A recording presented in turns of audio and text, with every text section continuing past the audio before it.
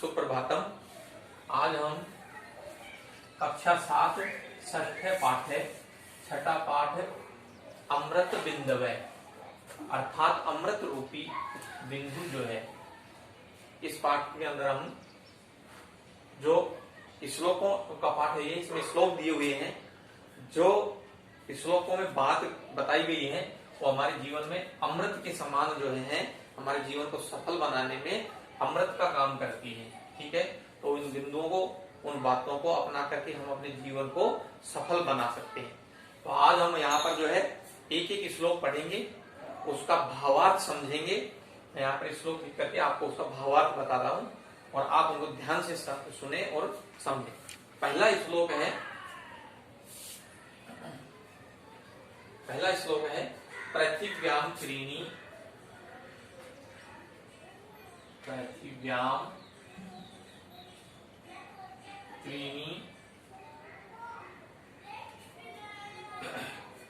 रत्नानि।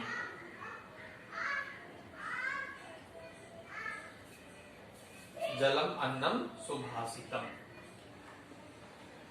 जलम अन्नम और सुभाषितम।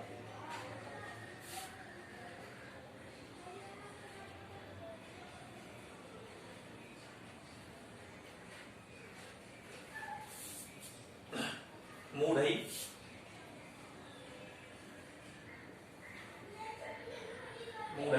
मूर्ख लोग पाषाण खंडेषु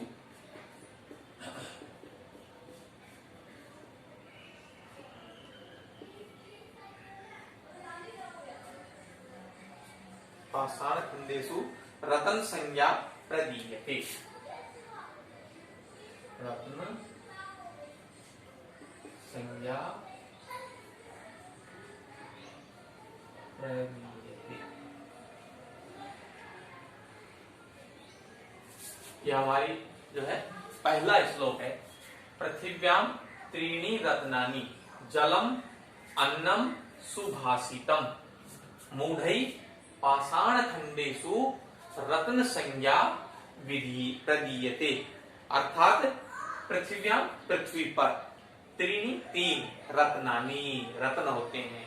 इस पृथ्वी पर केवल 3 ही रत्न होते हैं। कौन कौन से? जलम जल पानी, अन्नम अनाज और सुभाषितम अच्छे वचन, अच्छी बातें, मृदु वचन। लेकिन कहता है किंतु मूढ़ै जो मूर्ख लोग होते हैं वो पाषाण खंडेषु, पाषाण मीन्स होता है पत्थर, खंडेषु के टुकड़े, पत्थरों के टुकड़ों को ही रत्न संज्ञाम प्रदीयते, रत्न मान लेते हैं। लेकिन जो मूर्ख लोग होते हैं वो पत्थर के टुकड़ों को ही रत्न समझते हैं। ठीक है, सबसे महत्वपूर्ण जो 3 रत्न होते हैं, जल, अन्न और मीठे वचन, अच्छी बातें, अच्छे सुभाषित वचन, सुभाषित अच्छे वचन जो है, यही 3 रत्न होते हैं मुख्य जीवन के अंदर। और सब कुछ मिथ्या है और सब कुछ झूठ है। अतः हमको हमेशा जीवन में जो नश्वर चीजें हैं उनको कभी भी रत्न के समान संज्ञा नहीं देनी चाहिए। जीवन में सिर्फ हमको समय पर पानी मिल जाए, समय पर अनाज मिल जाए और साधु संतों की अच्छी बातें हमको सुनने को मिल जाए, इससे बढ़कर के जीवन के अंदर सुख का कोई साधन नहीं है। तो पृथिव्याम त्रीणि रत्नानि, पृथ्वी पर 3 ही रत्न होते हैं, जल, अन्न और मीठे वचन। लेकिन कहता है जो मूर्ख लोग होते हैं वो पत्थर के टुकड़ों को ही रत्न के नाम से जानते हैं, रत्न समझते हैं। अगला श्लोक है श्लोक संख्या 2। कहता है शुभम करोति, शुभम करोति कल्याणम, शुभम करोति कल्याणम आरोग्यम धन संपदे।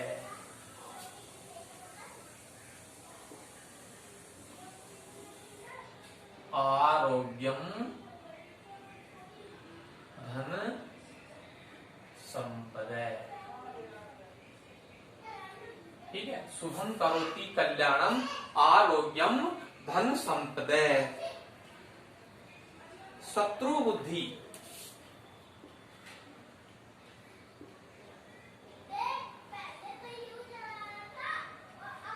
शत्रु बुद्धि विनाशाय।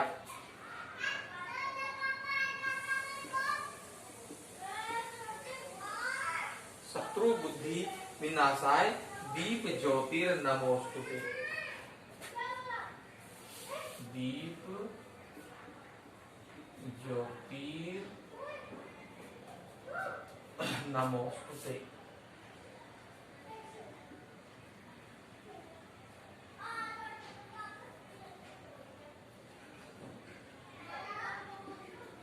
अगला है, अगला श्लोक क्या कहता है?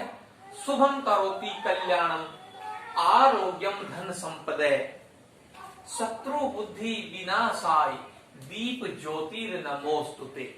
आगे कहता है कि जो कल्याण करता है, जो शुभ करता है, जो हमारा कल्याण करता है, मैं उस ईश्वर को, उस परम शक्ति को जो है और नमन करता हूं, उसका ध्यान लगाता हूं। आरोग्यम, जो हमको निरोगी बनाता है, और धन संपदा यानी कि धन संपत्ति जो है प्रदान करता है, धन संपदा को देने वाला है। फिर कहता है शत्रु बुद्धि विनाशाय, जो हमेशा शत्रु की बुद्धि का जो है विनाश करता है, उसको नष्ट करने वाला है, उसके विनाश के लिए जो है प्रयास करता है, हमको उसका विनाश करके बचाता है। दीप ज्योतिर्नमोस्तुते, उस दीप ज्योति को मैं नमन करता हूँ, प्रणाम करता हूँ। एक बार फिर से सुन लीजिए, शुभ करने वाला, कल्याण करने वाला, हमारे जो है हमारे लिए सदमार्ग को जो है बताने वाला, दर्शाने वाला, करोति कल्याणम, हमारा कल्याण करने वाला, उद्धार करने वाला, आरोग्यम, हमको आरोग्यम निरोगी बनाने वाला, जो भी पीड़ा है, कष्ट है, दुख है, उसको दूर करने वाला, और धन संपदा से युक्त करने वाला वह ईश्वर जो है, वह परम ज्योति जो है, शत्रु बुद्धि विनाशाय, जो शत्रु की बुद्धि को विनाश करती है, नष्ट करके उसको कमजोर बनाती है, उस दीप ज्योति को हम, परम दीप ज्योति को नमन करते हैं, या नमन करके उसका जो है हम अभिनंदन करते हैं। ठीक है, अगला जो है श्लोक कहता है विद्वत्वम नृपत्वम,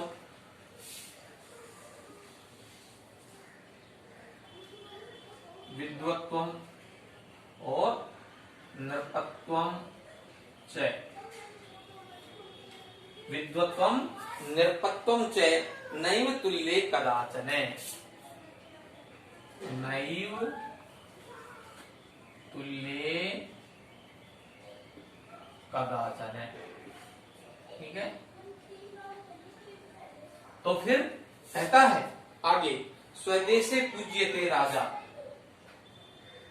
स्वदेशे पूज्यते राजा।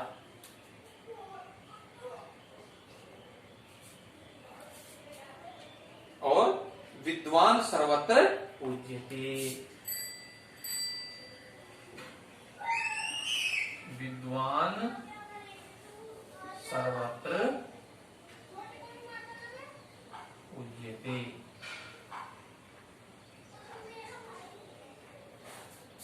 इस श्लोक के अंदर बताया गया है कि विद्वत्तम यानी कि बुद्धिमत्ता, विद्वानता, नृपत्वम च और राजशाही यानी कि विद्वान और राजा। कहता है च नैव नहीं हो सकता, तुल्य एक समान, यानी कि कदाचन कभी भी। अर्थात कहता है कि राजा की और विद्वान की कभी भी तुलना नहीं की जा सकती। क्यों?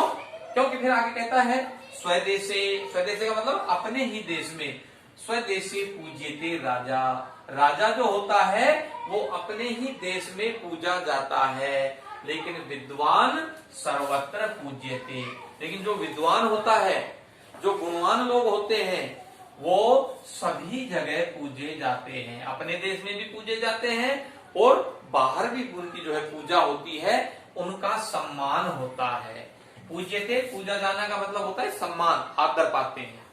एक बार फिर से मैं इसको पुनः जो है कहता हूं कि राजशाही और विद्वत्ता की कभी तुलना नहीं की जा सकती, राजा की और विद्वान की कभी तुलना नहीं की जा सकती, क्योंकि राजा तो केवल अपने ही देश में पूजा जाता है, स्वदेश से पूज्यते राजा, ठीक है, राजा तो केवल अपने ही देश में पूजा जाता है, लेकिन कहता है विद्वान सर्वत्र पूज्यते, विद्वान सभी जगह आदर पाता है, सभी जगह सम्मान पाता है, वहां जहां भी जाएगा, वह जिस देश में भी जाएगा, जिस स्थान पर भी जाएगा, वह अपने गुणों के बल पर, वह अपनी विद्वत्ता के बल पर वहां भी आदर प्राप्त कर लेगा, वहां भी सम्मान प्राप्त कर लेगा।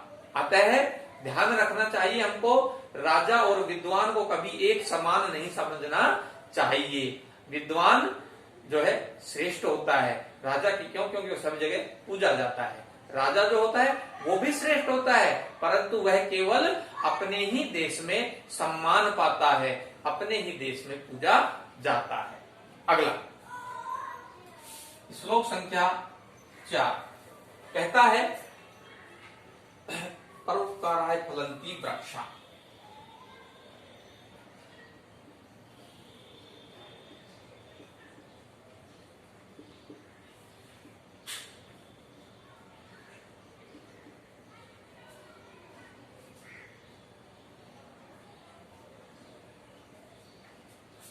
परोपकाराय फलंती वृक्षा, परोपकाराय वहन्ति नद्यः,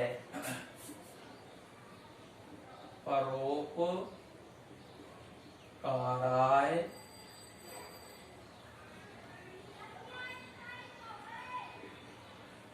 वहन्ति नद्यः, परोपकाराय फलंती वृक्षा, परोपकाराय वहन्ति नद्यः, परोपकाराय दोहन्ति गावः।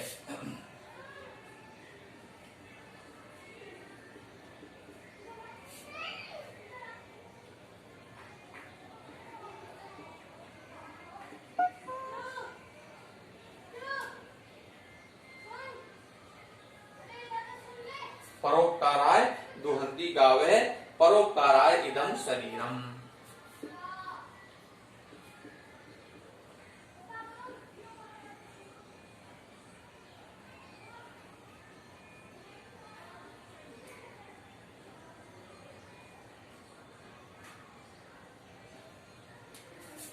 ठीक है, आगे कहता है परोपकाराय फलंती वृक्षाः, परोपकाराय वहन्ति नद्यः और परोपकाराय दुहन्ति गावः, परोपकाराय इदं शरीरम। अर्थात परोपकाराय यानी कि दूसरों की भलाई के लिए, दूसरों के उपकार के लिए फलंती फल देते हैं वृक्षा, वृक्ष, वृक्ष जो है वो दूसरों की भलाई के लिए ही फल देते हैं। परोपकाराय वहन्ति नद्यः, और जो नदियां होती हैं वो परोपकार के लिए ही बहती हैं, दूसरों की भलाई के लिए ही बहती हैं। तो जो नदियों का जल होता है वो उनके स्वयं के लिए नहीं होता है, कभी भी नदियों का जल किसके लिए होता है? दूसरों के लिए होता है। फिर कहता है परोपकाराय दुहन्ति गावः, गाय जो है वह दूसरों के लिए ही, परोपकार के लिए ही, दूसरों की भलाई के लिए ही दूध देती है।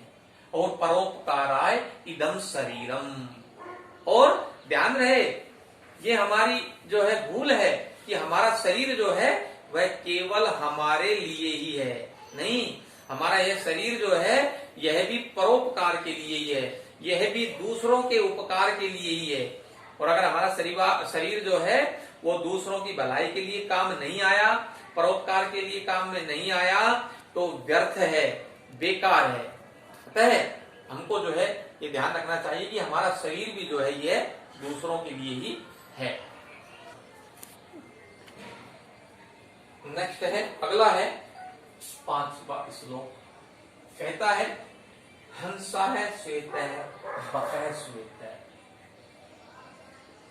हंस है, श्वेत है, बक है, श्वेत है। ठीक है, हंस है, श्वेत है, बक है, श्वेत है। कै भेद है बक हंसयो, कै भेद है बक हंसयो।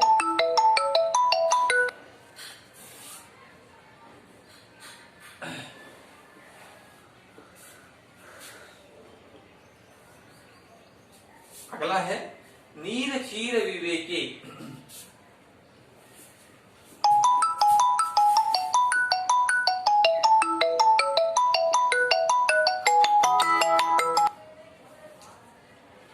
नीर क्षीर विवेके तू हंसो हंसे, तू हंसो हंसे, हंसो हंसे, बको बको।